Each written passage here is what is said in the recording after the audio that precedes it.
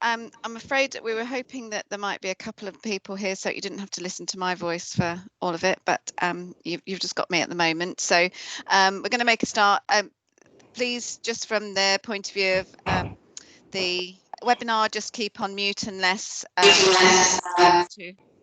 Hopefully we can avoid any background noise. I seem to have echo now. I don't know if you can hear me. So Fiduci, is that a really bad echo at your end? Okay, it seems to have stopped. So, okay, apologies for that. Hopefully we'll be okay. And then obviously you can put questions in the chat and also put your hand up and we can pick up questions as we go. I don't intend for this to be particularly formal. So some of you may know the background to this. We've now had 2 or 3 practices in Tower Hamlets who've had members of staff test positive. So we thought it would be really useful just to share some of the early learning from that and to look at some of the processes that practices can put in place to hopefully prevent it ever happening, but also to respond to it when it does happen. If we just move on one slide, sorry, if I can find out how to do that.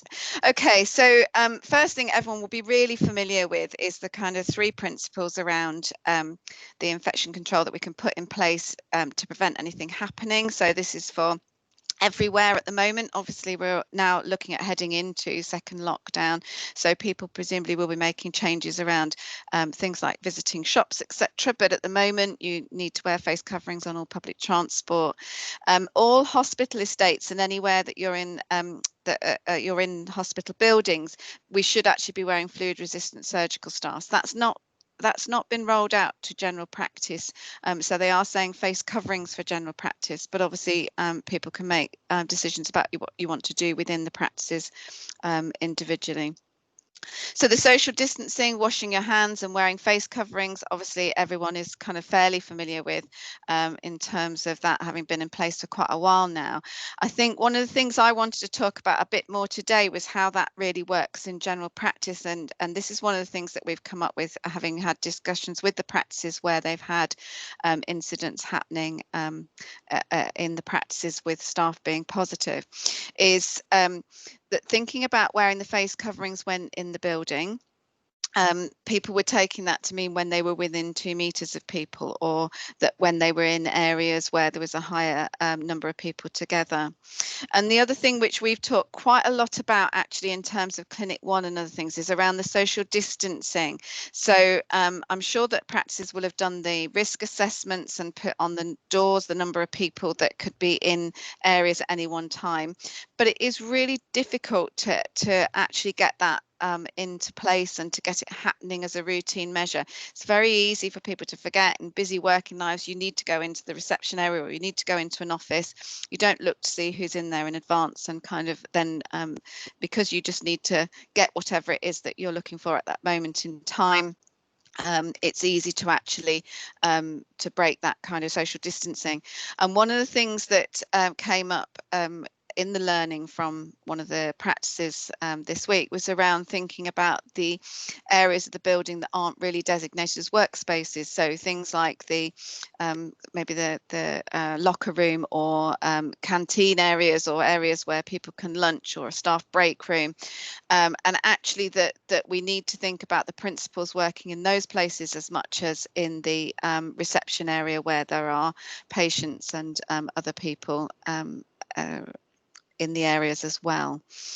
I think respecting your colleagues is one thing that we've come up with a number of times in terms of our theme.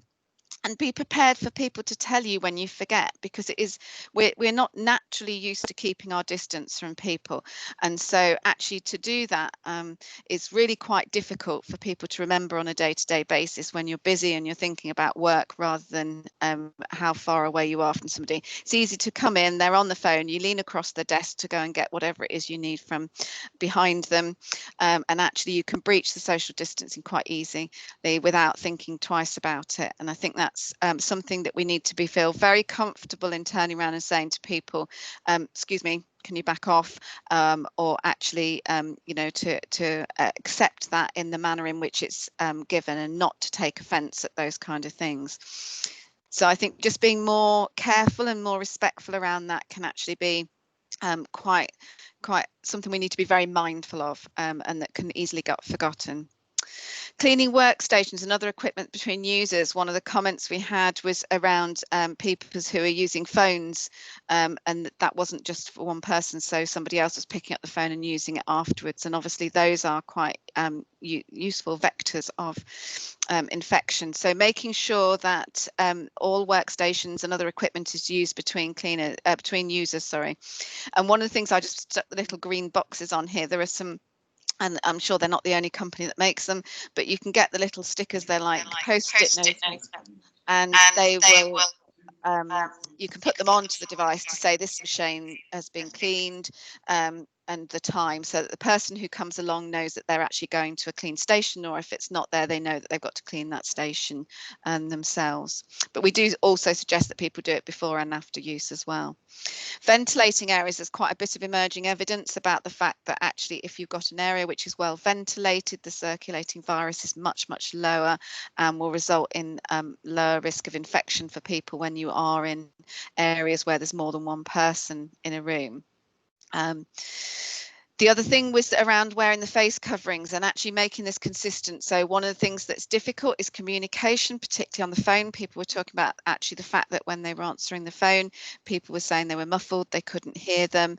And so they were removing face masks to use the phone. And just to advise people, that obviously is a risk if you've got more than one person in that office and they've removed a face mask. Then in theory, anyone who's in contact with that person would then be at risk of getting COVID if they were to test positive later. So making sure that we've got use of face masks really consistently throughout the day. Areas we talked about very briefly earlier around the communal areas like staff break rooms, and making sure that actually people, because obviously if they're going to go in there and eat lunch, they're not going to wear their face mask consistently all the time, making sure that people are really socially distanced, that we're ventilating those areas as much as we possibly can. And I appreciate that's not always possible, not all of our buildings have opening areas, but making sure that you can do that where possible is really important. Can I just check, are the slides moving on for Ducey? Are you seeing the updated ones? It's looking slightly different on my screen. Yep, we can see them. So we're on slide 4. Yeah, that's fine then. It's all right. Yeah. I've got 2 screens and it's moving on one and it's not moving on the other. So I just wanted to make sure that it was there.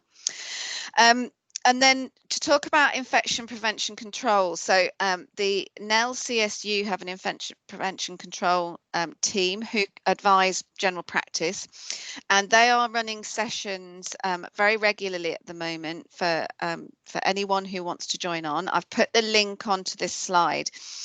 Basically, they cover kind of the latest COVID-19 news. They'll talk about standard methods of preventing infection control.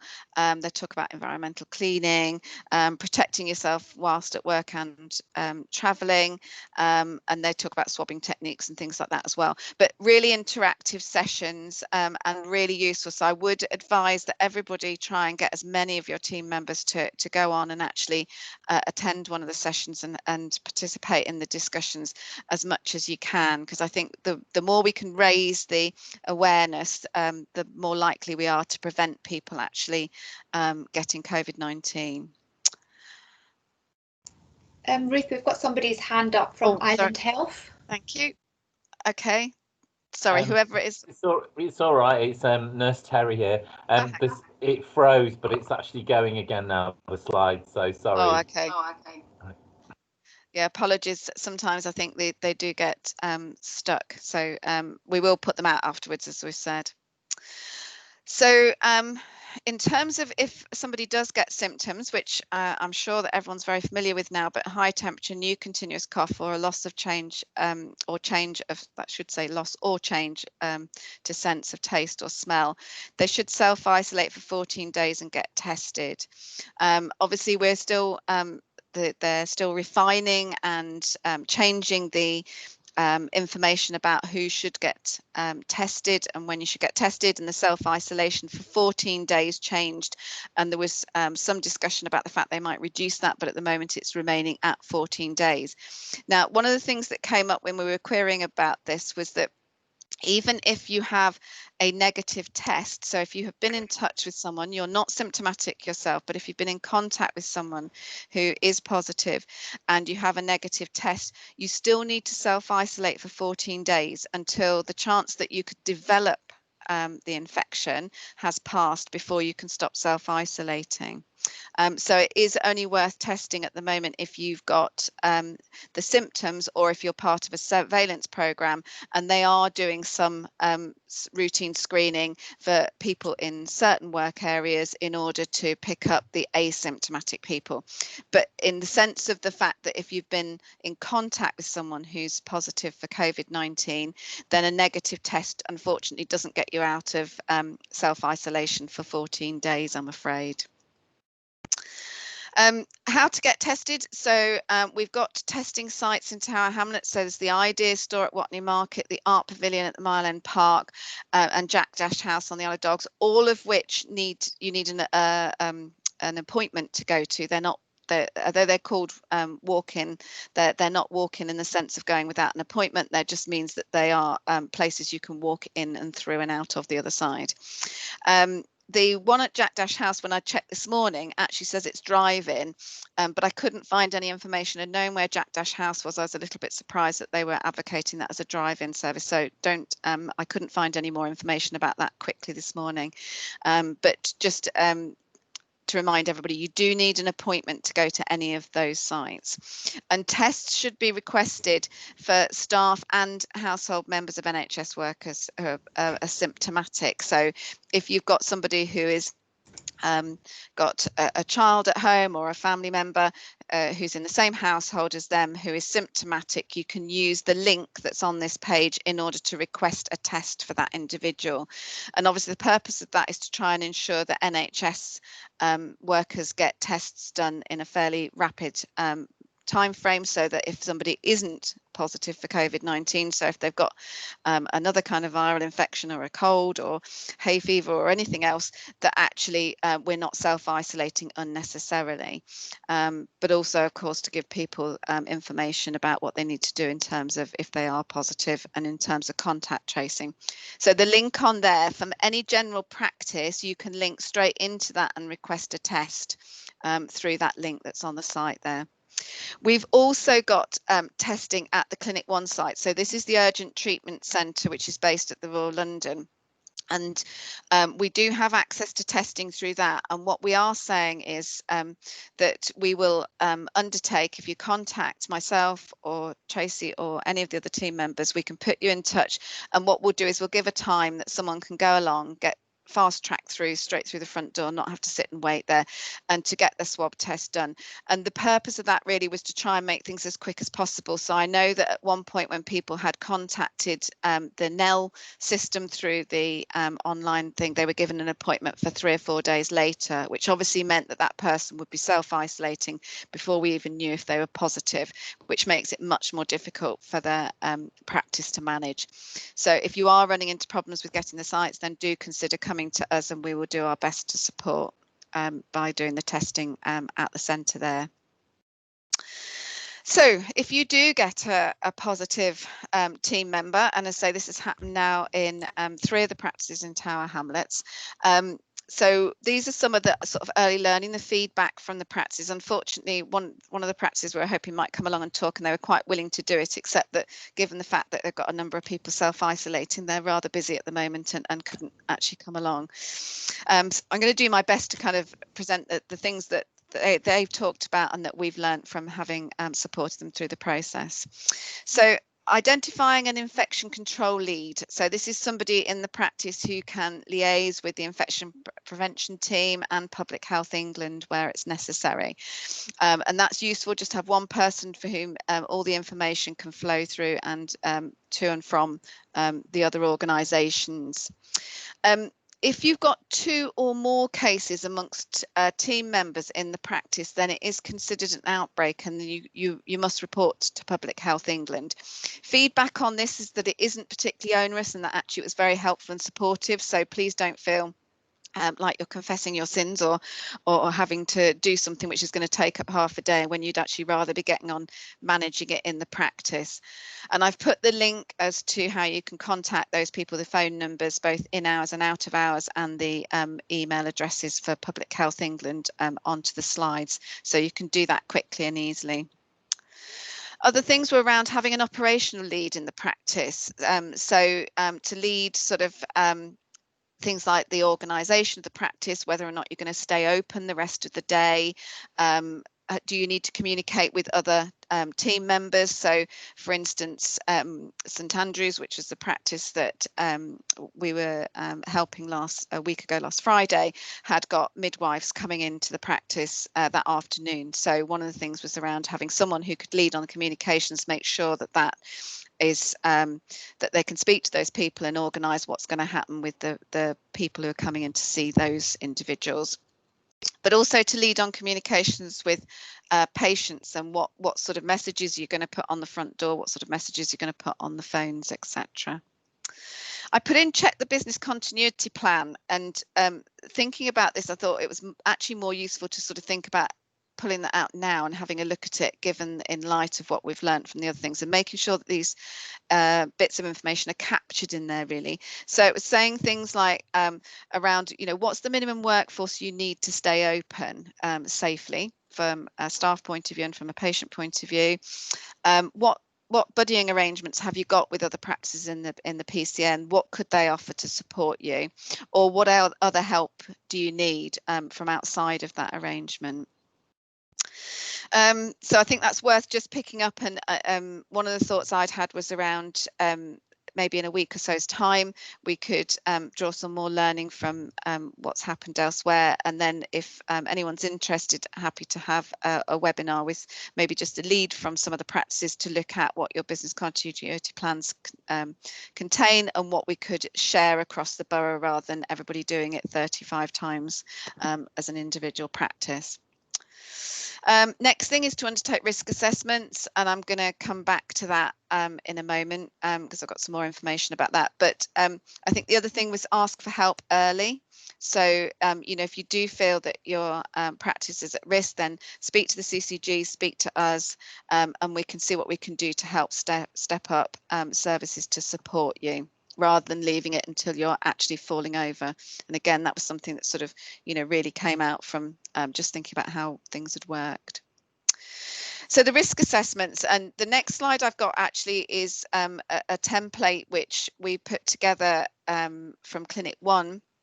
And I've just done a bit of refining after one of the other information from St Andrews, and I'm happy to share that it's an Excel spreadsheet, but basically it gives you a format to record all this information, and it's got drop-down menus so you can just click in. So hopefully it's quite a quick and easy to use template.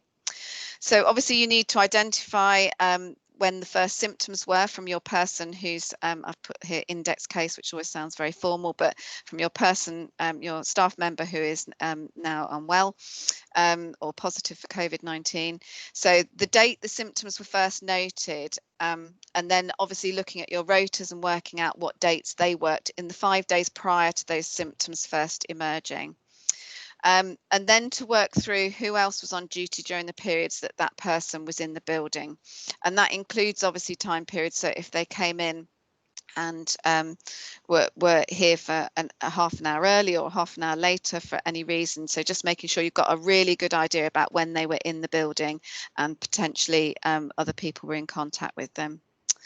And then you review the contact with each team member by discussion on both sides. So in other words, ask the person who they were in contact with, so the person who's got the positive COVID result, who they were in contact with during their time in the building. And then also when you've done your looking at the rota and identified who was actually in the building at the same time, again, just to check on both sides. So to look back and say to that person, well, did you in contact with this member of staff? we got into quite a bit of discussion about the next bit, which is that it's not anybody who was just happened to be either in the building or even in the same room as the person who is positive. So the definition is that you need to be in contact within that 2 meter space range for 15 minutes and not using PPE. So if you were sat next to someone in the reception area with only a metre of distance between you, and you were both wearing masks the entire time, and you didn't use each other's workstations, and you didn't use the same phone, and you were careful about all of your other social distancing, then that person would not be at risk and does not need to self-isolate.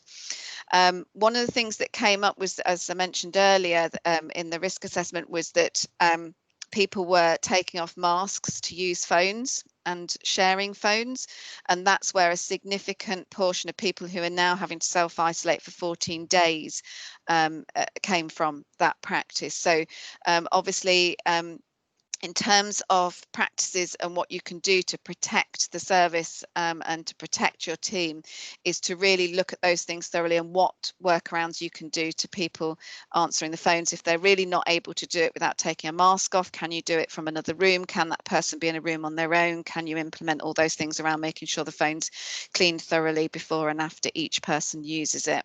And that would have had a protective effect for that practice. And then I consider the need for deep cleaning the practice, and we're going to talk a little bit more about how you might do that and what might be in the business continuity plan in a moment, but just to consider whether or not that's something, if you've had an outbreak in the practice, that needs to be done. This is just really a quick screenshot. So this was the template that we've devised. So at the top, you put in the name of your staff member who's tested positive, the date they had the test, and the date that they had their first symptoms. So obviously, we work backwards from the date they had their first symptom. So obviously here you've got a sort of really quick. So if they had symptoms yesterday and a test today which is positive, and they were only in the practice on the 5th day before they test their first symptom, so they weren't here since last Tuesday, whenever, get my maths right, but perhaps last Wednesday, then you've only got the one day to look at. It's the date of first symptoms minus 5 days. If they've been in each of those days leading up to the first day that they were symptomatic, then obviously you need to fill in all the days that they were here.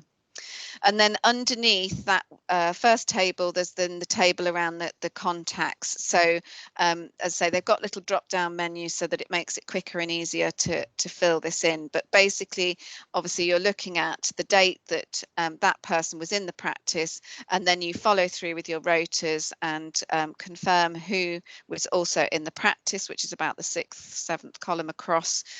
You can put the names of people in there, and then there's a little box for contact description, and we haven't put a drop down in here, but it's the sort of thing of, you know, they were in the building at the same time, but actually they were this person may have been in a clinical room the entire time and have said hello at a 2 meter distance as they came into the practice and said goodbye at a 2 meter distance as they left the practice, and have otherwise had no contact, and that person then would not be considered at risk. Some of them will be more in depth, so you'll need to find out they were sitting 2 feet away, and you'll need a longer discussion about whether or not PPE was followed very robustly by everyone during those sessions, just to make sure that you capture all that information. And as I say, that's on an Excel spreadsheet, which we're happy to share if people want, and we can put that out. Fiduci's going to share the slides from this so we could send it out at the same time. So what we can do to help you. So we had some very good feedback from the practice that at St Andrews, where they contacted us immediately. They realised that they'd got their second person who was positive, therefore they were declaring this an outbreak, and we were able to kind of support them with a bit of infection prevention control guidance, and we also supported that practice.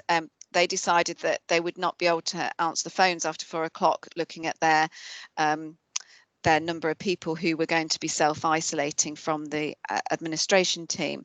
And so they asked us for help with that, and we were able to do that through the single point of access.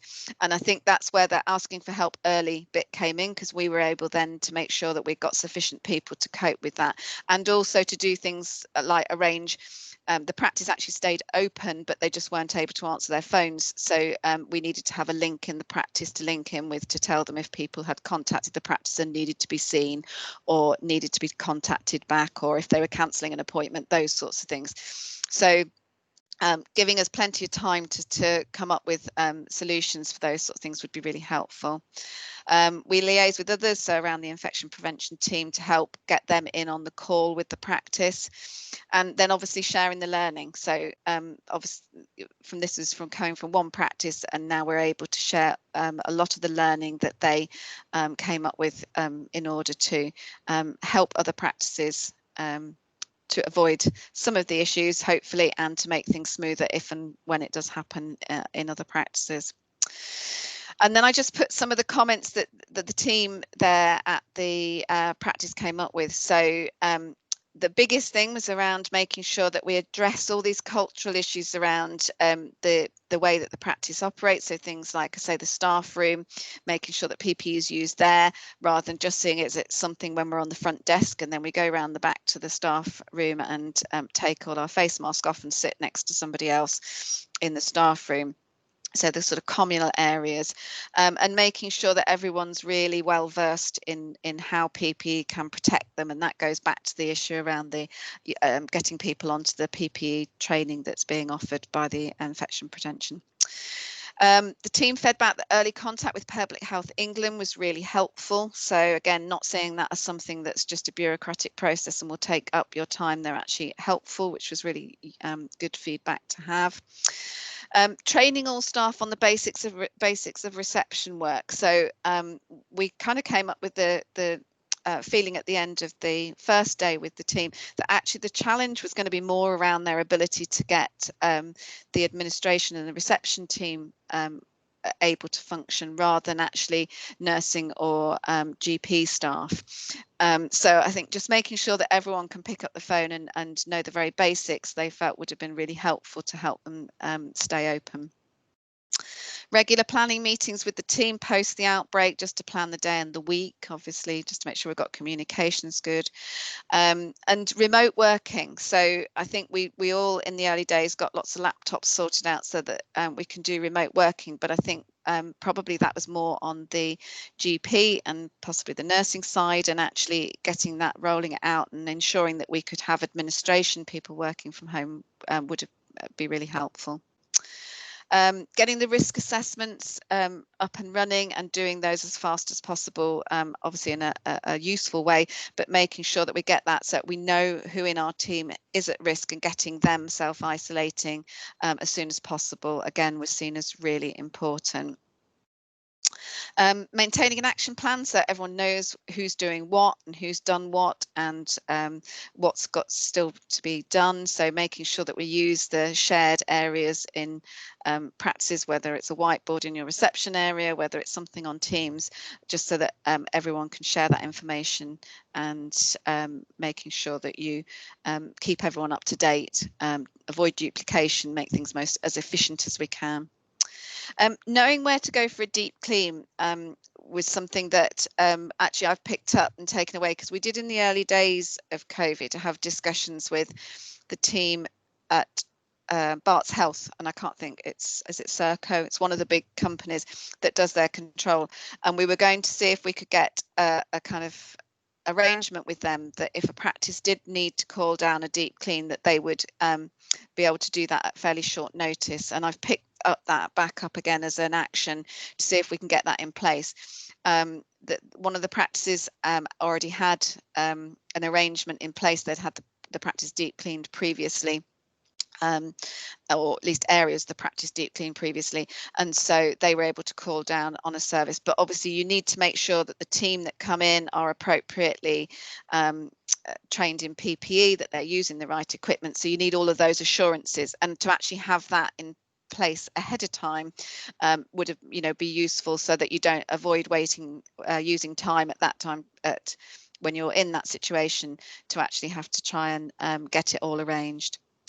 Keeping patients informed, obviously careful messaging, and again, this was something I thought that would be useful, maybe to we could plan as a borough as to what we would put out on the front door, what you'd put on your telephones, what you put on your website, just so that you've got some sense of what you're going to do in advance, rather than trying to put out a communication which is going to be quite sensitive for people, and trying to do that in a hurry when actually there's lots of other things that need considering at that time. So they were the sort of main things that came back from the practice that they've emailed me about. I'm sure there'll be lots more over the next week or two as we get into it. But really, then I think it's over to you for any questions, and if there are any comments, any things that people think that would be helpful that we can do to support, or that they've done in their practices or localities that would be useful to share.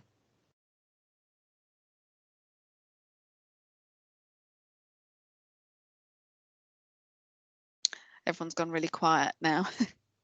Is there any? Oh, Dean, you've got your hand up.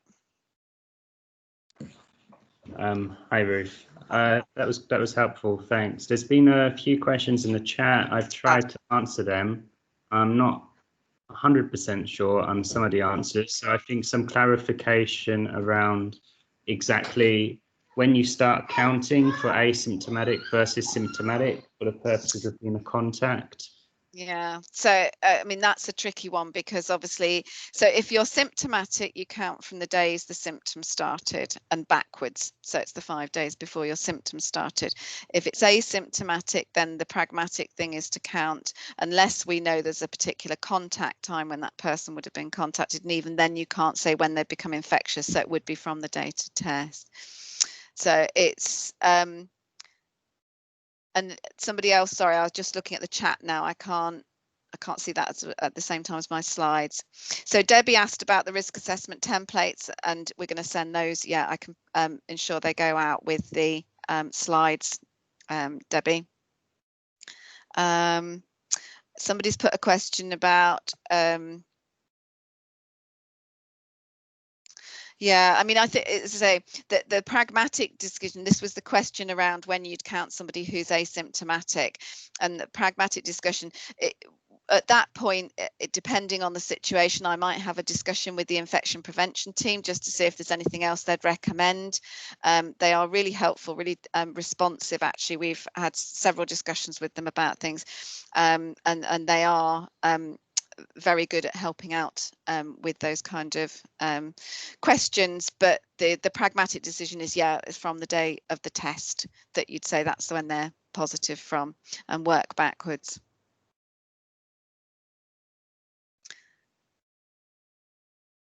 Was there anything I haven't, sorry, I can't flick through very quickly. Is there anything else you weren't sure about, Dean, or wanted me to pick up?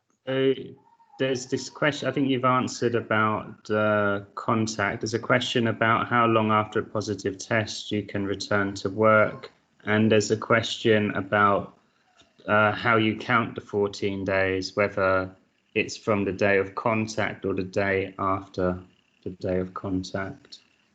I think that's everything. And there's another hand up as well. Khalidul Chowdhury has their hand up. Come in, Khalidul.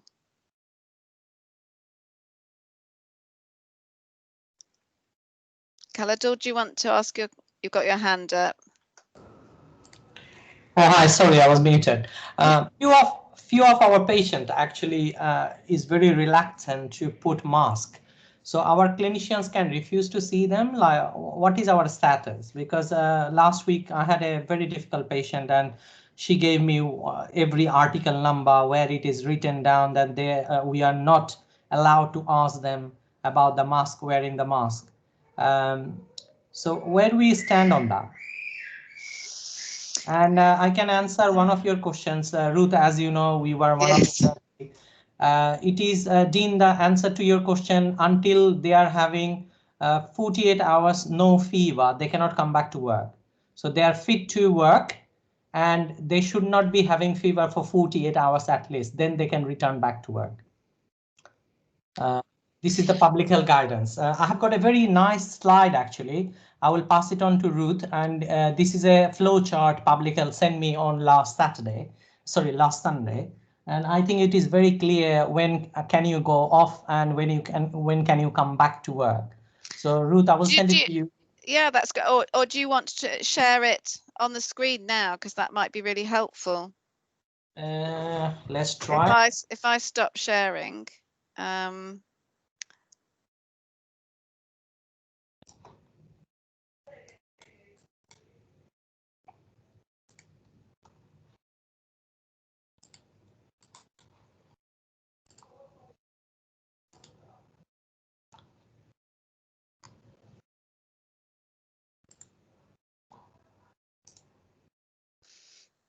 Sorry, give me a second, please. Yeah, of course. Yeah, no. So I think this discussion actually about the patient wearing a mask or not wearing a mask and choosing not to wear a mask, I think I don't know from a legal point of view. I think we would possibly have some difficulties in saying that we refuse to see people unless they're wearing a mask. I'll actually probably take that back and have a discussion with. I think that we have absolutely got the right to ask people to wear a mask unless it's you know, injurious to them not to wear a mask. I think that people should expect to be asked to wear a mask. I don't think that that the person's right to say we can't ask them to wear a mask, but I think if they decline to wear a mask, then it would be really difficult for us to actually refuse to see them, because we'd be declining them healthcare at that point. But I will get some more guidance around that. That's on the screen now, so that's really helpful. And I think that you know, talks about, this one is the latest one, so it's around yeah, that's the latest one. Still got the 10 days, and it's course 14, because this is around positive tests, so it's not about the people who are contacting, because that's when your 14 days comes in, rather than being the 10 days if you've actually had a positive test. So that's really helpful, and I think that probably answers that question around, as you say, around the how long before you can return if you've had a positive test. And that's, I'm just looking through now. So if we've got a positive test, complete self-isolation for 10 days. If they're improved and no fever for 48 hours after that, then they can return to work. If they're still unwell, then they've got further period of time. So I'll make sure that that's included in with the slides that we put through today. And I think, yeah, that point, sorry, Mo from Globetown's just put that we asked them to go home and book a telephone conversation, and if they're still required to come in, then we ask them to wear a face shield. So that's quite a good response, isn't it, around they don't want to wear a mask, they could put a face shield on. I know it's not quite the same, but it would be at least something. And yeah, someone's put in a comment saying the MDU said they must see the patient if they refuse to wear a mask, which is I presumed probably what the response would be. In terms of face shields, actually, just hopefully everyone knows, but there is still some face shields from one of the donation supplies, which is at Beaumont House. We've been asking if practices want any to arrange collection, and we can deliver out some supplies to practices. So that shouldn't be a barrier to offering them to patients if they can't wear a face mask or don't want to wear a face mask. Peter, you've got your hand up. I think Terry from Island Health has had his hand up long. Oh, sorry. He wants to go first. Thank you. Terry. Hi, yeah, it's just with regard to the isolation thing. We've had a member of the admin team who tested positive, but actually didn't have a temperature or particular symptoms. So it's like, do you wait till 10 days after the positive test, or other people need to mute while you talk? Can't hear Terry because we're all talking. Sorry. Yeah, so they're back at work now, actually, but they never had a temperature. No, so after a positive test, whatever the symptoms, it's 10 days, and then it's after 10 days, if they're still unwell, they go on to the bit about the fever. Right. That flow chart it shows you that kind of, it's the 10 days and then what happens after that. Whether symptomatic or not, it's 10 days. Yeah. Yeah. Right. Okay. If they've had a positive test, yeah. Yeah. Okay, that's great. I better get them out. Can I just add something into it? Because among my friends and family, we have got few COVID positive cases now, including one positive in our surgery. And all the symptoms is actually coming up after 5 days. And the main symptoms are at this moment is very similar to all of them, is fever, severe headache, loss of taste and smell. That's it. So they are not having any breathing problem. Like in March and April, we were having like breathing issues and all these things. But like I know like 8 of the family I know personally, and some of them, like everybody in the house is like a COVID positive. Everybody has got the same symptoms: little bit of fever, severe headache, no loss, loss of taste and smell. Yeah, and I think this is a thing. That's why I said earlier on that the list of symptoms may change, because of course before we weren't doing so much testing, so we didn't know necessarily who was positive. So we may well get emerging symptoms coming out, like your headache symptom that you're seeing amongst people, and they may add to that list of symptoms to watch out for, because it's now going to be, you know, we know now more about who actually has got COVID, whereas in the early days we only knew about the people with respiratory problems because we were only testing the people with severe respiratory problems. So that's a good point. Thank you. Peter, do you want to come in? Yeah, so slightly different topic, but obviously related. We had one of our GPs who had a track and trace notification that they'd been exposed to someone positive. So obviously they needed to isolate, and we did contact public health because they were very useful because she was asymptomatic. We also got her a test because we thought that was useful. So if she was negative, if she'd been positive, that would mean further implications for the practice. Yeah. But if it was negative, which it was, doesn't undercut the need for her to isolate, as you sort of said. Yeah. Was that worthwhile? Don't want to Yeah. be wasting tests because yeah. it's a resource that we're short of. I think yeah, again, it comes down to, as you say, it's not going to help you as a practice in terms of your person coming back to work necessarily, but it may actually, if that person is positive and they were in work in the previous 5 days, then you may well want that information in order to do further tracing. So I completely agree. It's a situation. So again, if they were in the practice within the 5 days before, so then I would say, yes, it's probably worth doing that test so you can do more contact tracing and hopefully prevent it spreading further from within the practice. Great, thank you. Really and yeah, as you say, I mean, we're under less pressure now around the availability of tests, but we still want to make sure we're getting good value out of our tests. But I'd say that is a situation where it would be worth doing.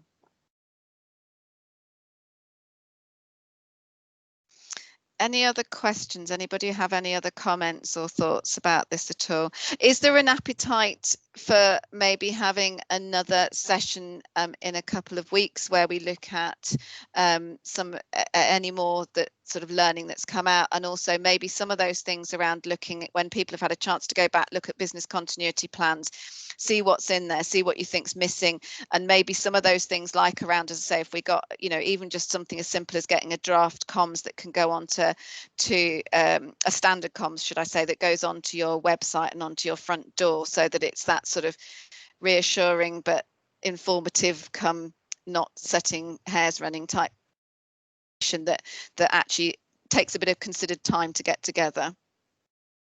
I do okay agree with, definitely fine useful. Yes, okay. I think so. Quite a few of people apparently unable to find the link to join. I think this second webinar will definitely help them, those who has missed today. Okay. So I'll put that in, get Ekremel to send round a follow-up. Yes, but if we could perhaps receive the link as opposed to just the Eventbrite ticket, because it doesn't seem to work. So if we could actually, because I've been trying for quite some time, and luckily Yash in the end sent us a link. So unless we have a link, I could not work it out from the ticket. I could not join. Okay. I got 2 emails from Fadus this morning for delegates saying, "Here's the link." Yeah, so it was I emailed just this put morning that if you out booked a as ticket. learning. Obviously, they think they've done something and it's not worked for you. We need to work it out. Something's not. I wonder then whether or not actually, if the Eventbrite, if people didn't register, they thought the Eventbrite would just take them straight to the link, but you do need to register on Eventbrite and then you'll get a link. So we just need the comms to reflect that bit, don't we? Yeah. I think only because I registered only today, so you see, I didn't realize that I have to register a few days before, because before we could have just registered on a day. So I think maybe it either has to be clear in an email that you have to register at least whatever 24 hours before, or otherwise you won't get the link. Sure. Okay. Yeah, we'll make sure that that's included just so that people know. Okay. And Nicola's saying she registered and still didn't get a link. So maybe well, let's Fiduci, let's have a catch up. We can work out the best way just to send it out. Okay. Was there anything else? I'm just looking. Yeah, Chris Banks is saying I suspect it'd be easier just to publish the link next time. And it's not limited. We don't need to limit the numbers necessarily. So I think that's quite reasonable to do. Okay, any final thoughts or queries from people at all? Well, thank you very much, everybody, and thanks to the practices who fed in and you know, for their learning tips and points and things. And I think it's a very much a live discussion, and we'll kind of keep people updated with what's happening as we get more and more information coming through. But in the meantime, I think if we can implement as best we can. I know it's not easy and it's complex, but the infection prevention methods means hopefully we don't have too many practices who are needing to implement any of this, and it'll be something that sits in your business continuity plan unused, which would be very nice. And is it all right then to have it emailed round to us, the slides? Yeah, we'll do. Thank you so much. Yeah, It's really helpful for those charts and everything. Yeah, we'll do. Perfect. Okay. Thanks very much, everybody. Bye. Have a good Thank you. day. Bye.